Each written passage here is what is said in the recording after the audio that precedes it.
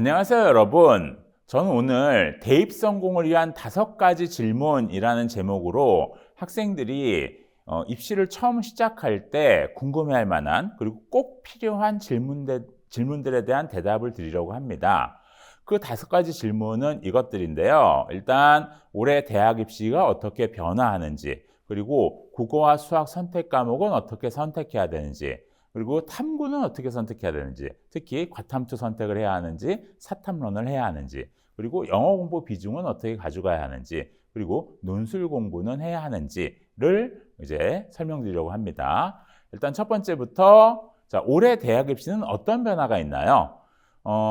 제도적인 변화는 크지 않은데 상황의 변화가 큽니다. 일단 연도별 출생자 수가 중요한데 보시면 아시겠지만은 올해 고3이 황금 돼지띠 해여서 작년 고3보다 4만 5천 명 증가합니다.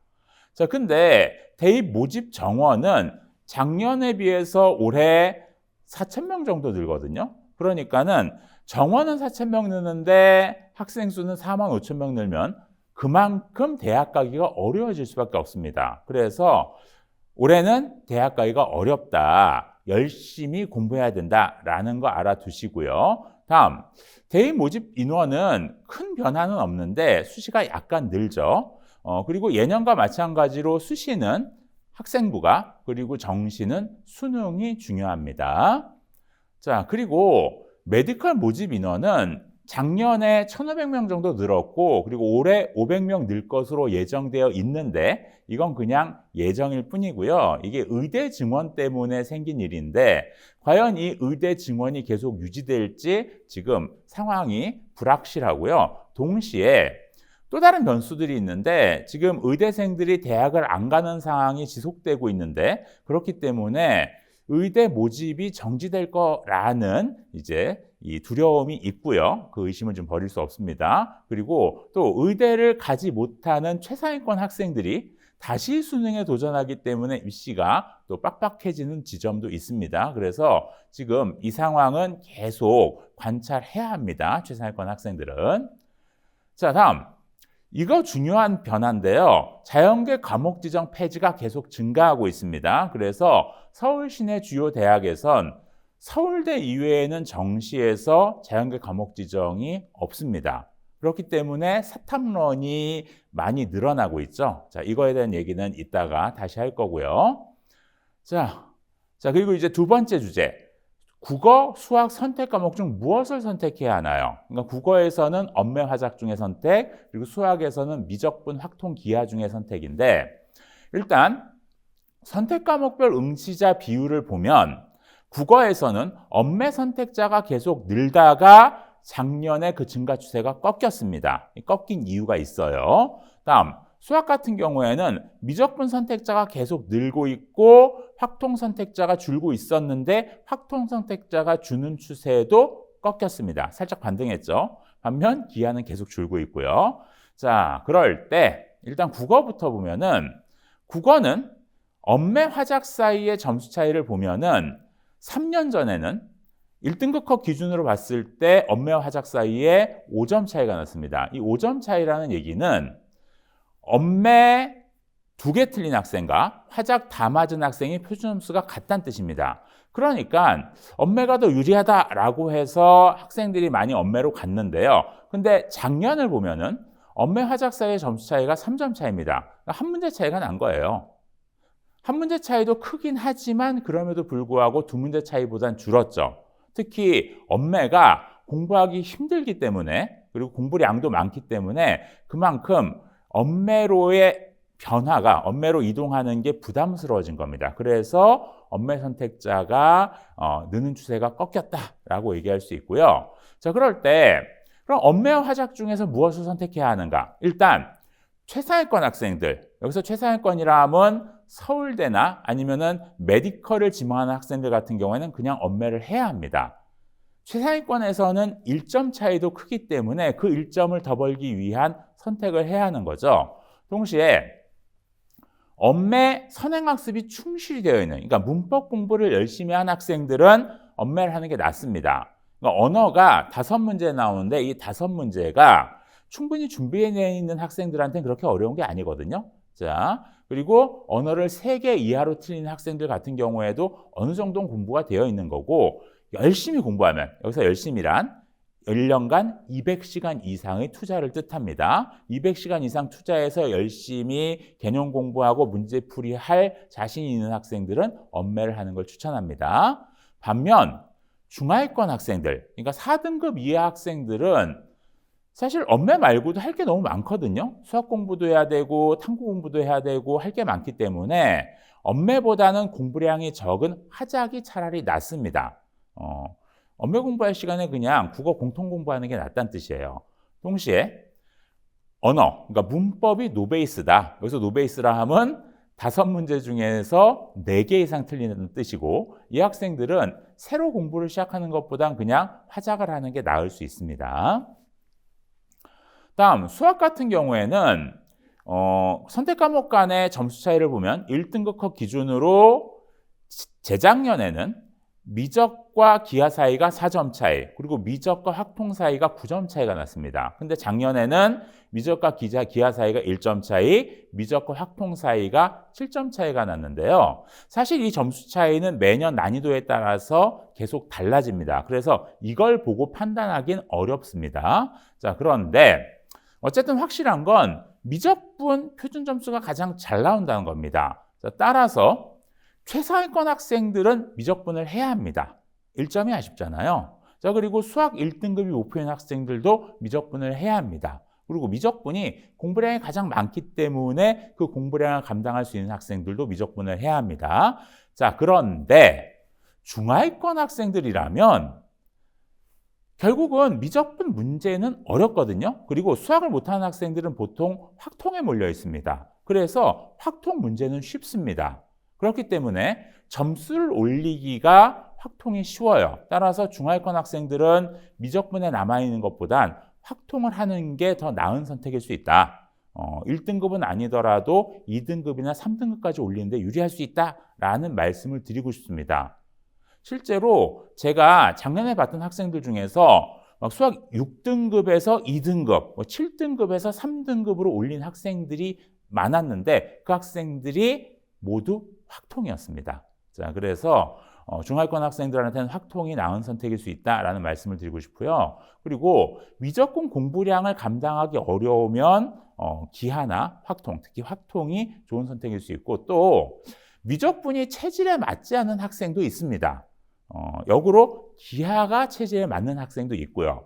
미적분과 기하 사이의 점수 차이는 확통과는 달리 좀 적은 편이기 때문에 기하가 체질에 맞는 학생들은 기하를 하는 것도 나쁘지 않은 선택이라고 볼 수 있습니다. 다음, 오늘 드릴 말씀 중에 가장 중요한 말씀인데요. 탐구 과목을 어떻게 선택해야 하나요? 자, 일단 탐구 과목 선택의 기준 첫 번째, 내가 좋아하는 과목이 아니라 내 성적이 잘 나올 수 있는 과목을 선택하는 게 유리하다. 자, 이거 학생들 중에선 선생님 제가 좋아하고 제가 잘하니까 성적이 잘 나오는 거 아니에요? 라고 생각할지 모르겠으나 성적이 잘 나온다라고 하는 것은 나만 문제가 되는 게 아니라 나와 경쟁하는 같은 과목 선택자들도 중요합니다. 내가 아무리 잘해도 나보다 더 잘하는 학생들이 있으면은 시험 문제가 어렵게 나오고 내 성적은 50점이 안 나올 수 있습니다. 반면 내가 좀 못해도 더 못하는 학생들이 많으면 시험 문제가 쉬워질 거고요. 그래서 내 성적이 좋아질 겁니다.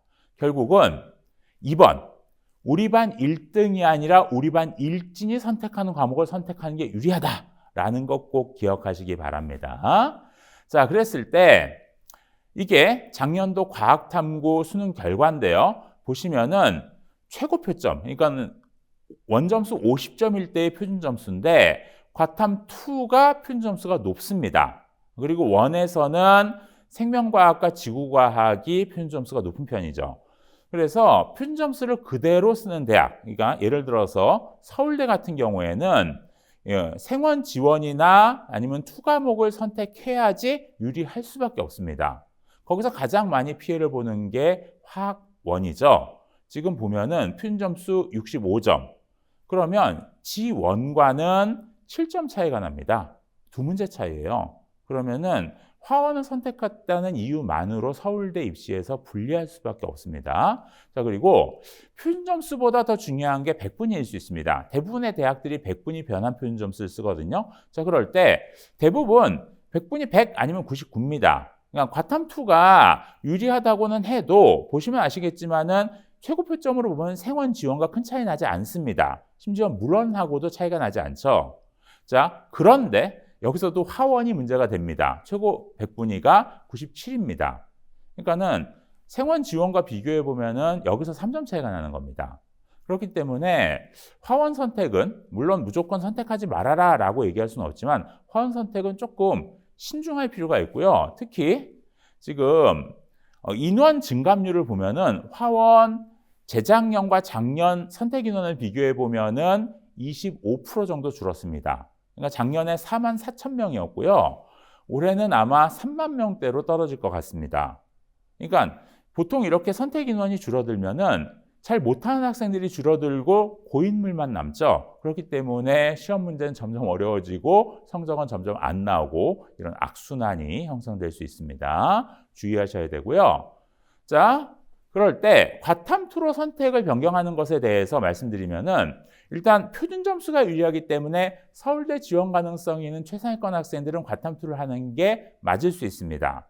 하지만 백분위를 쓰는 대학에서는 그닥 유리한 건 아니거든요. 그래서 조금 신중한 선택이 필요하고요. 그리고 화학원에서 바꾸고 싶은 학생들의 경우에는 투 선택도 할 수 있는 선택일 수 있습니다. 단 투가 어렵고 리스크가 있기 때문에 그 리스크를 감당할 수 있는 학생들, 열심히 공부할 학생들만 선택하기를 권합니다. 다음, 사회탐구는 과목별 최고 표점 차이가 크죠. 보면은 생활과 인류와 인류와 사상이 표점이 높습니다. 경제도 높고요. 그리고 반면 정법이 낮은데 근데 요것만 가지고 과목을 선택하면 안 됩니다. 왜냐하면 요게 재작년에는 정확하게 반대였어요. 윤리 과목들이 최고 표점이 낮았고요. 정법이 최고 표점이 높았습니다. 그러니까는 최고 표점은 매년 달라집니다. 그런데 최고 백분위를 보면 백분위는 대부분 100 아니면 99잖아요. 그러니까는 특별히 점수만 가지고 유리하거나 불리한 과목이 있는 건 아닙니다. 그래서 자기한테 맞는 과목을 선택하는 게 중요합니다. 그럴 때 예를 들어서 사회문화 같은 경우에는 이 도표 분석이라는 좀 논리력과 분석력을 요구하는 문제가 나오기 때문에 이과에서 넘어온 학생들한테 유리하고요. 또 생활윤리 같은 경우에는 언어 감각을 요구하기 때문에 좀 노력은 부족하지만 언어 감각이 있는 머리 좋은 학생들한테 유리할 수 있습니다. 뭐 등등등등의 유불리가 있고요. 보시면 아시겠지만은 이 인원이 다 늘고 있습니다. 특히 사회문화 같은 경우에는 인원이 많이 늘고 있어서 탐구에서 가장 선택자가 많아졌습니다. 그 다음이 생활과 윤리고요. 그래서 선택자가 많은 과목으로 바꾸는 게 더 나을 수 있습니다. 특별한 선호가 없는 한은. 자, 그리고 요거는 사탐론을 판단하기 위해서는 대학별 탐구 가산점을 봐야 되는데 일단 가장 중요한 게 가산점이 없는 대학들입니다. 서강대와 한국외대와 건국대가 가산점이 없습니다. 자, 그리고 보면 서울대 이외에는 가산점이 한 3% 아니면은 뭐 5%, 6% 이렇게 있는데 3%가 많죠. 자, 3%가 많은데 그러면 이 3% 가산점의 의미가 뭐냐? 자, 백분위 변환 표준 점수를 쓸 때 백분위 100을 변환 점수 70이라고 합시다. 그러면은 3% 가산이면 2.1점 가산이고요. 5% 가산이면 3.5점 가산입니다. 물론 밑으로 내려갈수록 그 점수 차이는 줄어들거든요. 그러니까는 3% 가산이면 한 2점 정도 추가된다라고 생각하면 판단이 쉽습니다. 그러면 2점이면 물론 상위권 학생들한테는 2점도 큽니다. 그렇기 때문에 최상위권 학생들은 사탐론이 불리할 수 있는데요. 근데 중하위권 학생들 같은 경우에는 2점 그렇게 크지 않습니다. 왜? 어차피 과탐도 4등급, 5등급 나오는데 사탐으로 바꿔서 등급이 올라가면 그만큼 점수를 버는 거잖아요. 따라서 최상위권 학생들의 사탐론은 그렇게 권하진 않는데 과탐 성적이 4등급 이하인 중하위권 학생들, 아무리 공부해도 과탐 성적이 안 나오는 학생들은 사탐론 추천입니다. 이게 공부 잘하는 학생들이 이제 과탐으로 넘어간 경우가 많기 때문에 거기에서 고인물들이 많아서 사실은 경쟁을 뚫기가 힘들거든요. 반면 사탐은 경쟁이 약합니다. 특히 공부량도 적습니다. 어떤 사탐 선생님은 과탐에 비해서 사탐 공부량이 5분의 1이다 라고까지 말씀을 하시더라고요. 뭐 실제 5분의 1인지 모르겠지만 그분은 그렇게 말씀을 하셨습니다. 그렇기 때문에 중하위권 학생들은 과탐에 남아있기보다는 사탐에서 또 다른 기회를 노리는 게 맞습니다. 작년에 제가 봤던 학생 중에 한 학생은 6평 때 과탐이 4등급이 나와서 사탐으로 바꿨는데, 사회문화로 바꿨는데 바로 9평에서 1등급이 뜨더라고요. 그러니까 그런 성적 상승이 가능합니다. 기본 학력이 있는 학생들은. 자, 그리고 둘 다 사탐으로 바꾸는 게 부담스러운 경우에는 잘하는 과목 하나는 과탐을 남기고 하나만 사탐으로 바꾸는 것도 좋습니다. 단, 맨 마지막 줄 보십시오. 지방 메디컬은 아직도 과탐 필수인 대학이 많습니다. 따라서 자기 꿈이 메디컬인 학생들은 지방에라도 의치학한 수를 가겠다라고 하면은 과탐이 중요합니다. 그래서 이거 함부로 바꾸지 않기를 권합니다. 영어 수업도 들어야 하나요? 요즘 학생들이 절대평가가 된 다음에 영어 공부를 많이 안 하는데 그게 조금 위험한 선택일 수 있습니다. 자, 왜냐하면 자, 일단 영어 등급별 비율을 보면은 재작년에 영어가 어렵게 출제됐습니다. 절대평가가 도입된 이후 가장 어려운 영어 시험이 있는데 1등급이 4%였죠. 2등급이 18%였고 합해서 한 23% 정도 나왔는데 근데 작년 수능도 쉽지는 않았습니다. 왜냐하면은 1등급 숫자는 좀 늘었지만 2등급까지 합치면은 23%로 비슷하고요. 3등급까지 합치면은 오히려 숫자가 줄어듭니다. 자, 2년 연속으로 영어가 어렵게 나왔는데 이렇게 영어가 어렵게 나오는 추세는 사실은 지속될 가능성이 높습니다. 왜냐하면 이게 과목 변별력 때문인데요. 수학과 과학 같은 경우에는 교육부에서 어렵게 내는데 좀 부담감을 가지고 있다고 판단됩니다. 왜냐하면 수학과 과학이 어렵게 나오면 사교육이 활성화될 가능성이 있거든요. 반면 국어나 영어 같은 경우에는 그런 문제가 좀 적습니다. 근데 또 국어 같은 경우에도 독서에서 과학기술이나 경제가 어렵게 나오면 이게 킬러 문제 논란하고 연결되기 때문에 국어에서도 문학이나 언매, 화작 등이 어렵게 나올 거고요. 그리고 영어는 어렵게 나와도 크게 부담이 되지 않습니다. 그래서 이 난이도가 유지될 가능성이 있고요. 자, 그리고 대학별로 영어의 영향력을 보면 지금 이 표에 위에 있는 대학들이 영어 영향력이 큰 대학이고요. 밑에 있는 대학들이 작은 대학들입니다. 자, 그럴 때 연세대 같은 경우에는 영어 잘해야 되죠. 무조건 1등급 나와야 됩니다. 2등급이면 5점이 감점이고요. 3등급이면 12.5점이 감점입니다. 그러니까 영어 3등급이면 연세대 갈 생각 버려야 합니다. 뭐 한양대도 3등급 되면 10점 감점이죠. 자, 그런데 밑에 대학으로 가면은 경희대나 서울대는 3등급이 돼도 2점 차이고요. 서강대 같은 경우에는 1.5점 차이입니다. 뭐 이런 데는 설사 3등급이라 하더라도 부담 없이 지원할 수 있죠. 자, 그렇기 때문에 일단 영어 3등급 이하가 나오면 지원 가능 대학의 폭이 크게 축소된다라는 거 명심해야 됩니다. 영어 1등급이 나오면 연대 가는데 되게 유리해지거든요. 따라서 영어 1등급 가능성이 있는 학생들은 무조건 열심히 공부해서 1등급으로 만들어라 라고 권하고요. 그리고 4등급, 5등급, 6등급 학생들은 특히 지방으로 갈수록 영어의 영향력이 클 수 있거든요. 따라서 이런 학생들은 영어 공부를 열심히 해서 2등급이든 3등급이든 어쨌든 안전한 선까지 끌어올려라 라고 말씀드리고 싶습니다. 그래서 영어 공부를 엄청 많이 해라 라고는 말씀 못 드리는데 전체 공부 시간의 5%에서 10% 정도의 투자는 해야 한다라는 말씀 드리고 싶고요. 그리고 특히 영어 단어 외우기 같은 거는 자투리 시간을 좀 활용해 주십시오. 그러니까 등하원 시간이나 아니면은 식사 시간이나 이런 때 영어 단어 같은 걸 외우면은 영어 성적 향상에 도움이 많이 될 겁니다. 수시 논술 대비를 해야 하나요? 특히 재수생들 중에서 작년에 논술 6군데 쓰고 6군데 다 탈락했던 트라우마 때문에 논술은 안 돼, 난 못해 라고 생각하는 경우가 있는데 꼭 그런 건 아닙니다. 일단 그 말씀부터 드리고요. 일단 수시 논술 전형 모집 인원을 보면은 모집 인원 자체가 그렇게 많지는 않은데 조금씩 늘고 있습니다. 그리고 논술 시험을 보는 대학들도 늘고 있어요. 작년에 고려대학교 추가됐고요. 올해 국민대 추가됩니다. 자, 조금씩 기회가 늘고 있다라는 거 알아두시고요. 자, 그래서 논술 전형은 내신 성적이 낮고 수능 공부에 집중하는 학생들한테는 기회가 될 수 있다라는 거 명심해 주시기 바랍니다. 왜냐하면은 고3 상위권 학생들은 학생부 전형에 집중하고 있는 데다가 그렇기 때문에 상위권 경쟁자들이 빠지죠. 동시에 수능 공부에 집중하고 있으면은 최저 학력 기준을 맞출 가능성이 증가하게 됩니다. 자, 그러면 실질 경쟁률은 떨어지게 돼 있거든요. 그렇기 때문에 지속적인 논술고사 대비를 하는 게 좋습니다. 저는 이 모든 과목들 중에서 논술이 단위 시간당 대학 합격 확률을 가장 높이는 효율적인 선택이다라고 생각을 합니다.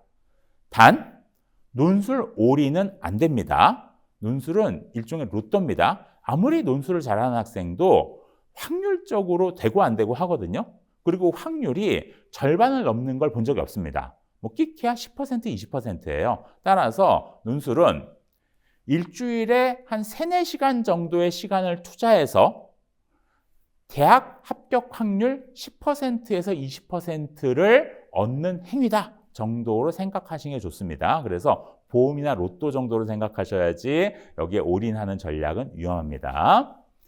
자, 물론 입시에서도 운은 필요합니다. 그렇지만 이 입시에서의 운이라는 게 100% 우연만은 아니거든요. 학생이 어떤 현명한 선택을 하느냐에 따라 그리고 어떤 노력을 하느냐에 따라서 행운은 필연으로 다가오기도 합니다.